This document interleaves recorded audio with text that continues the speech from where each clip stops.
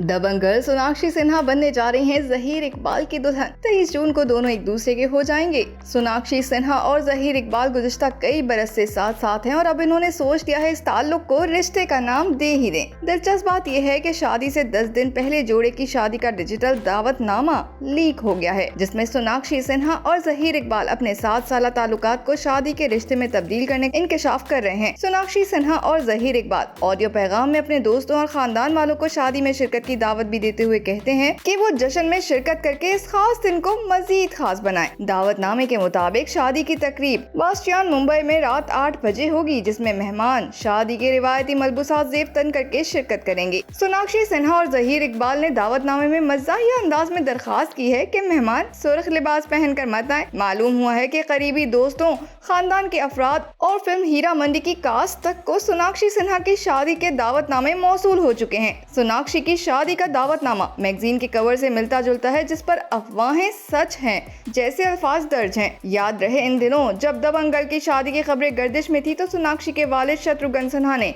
बेटी की शादी से लाइल्मी का इजहार किया था। वो कहते थे कि सोनाक्षी ने इन्हें शादी से मुतालिक कुछ नहीं बताया, जो कुछ भी पता चला वो मीडिया से मालूम हुआ।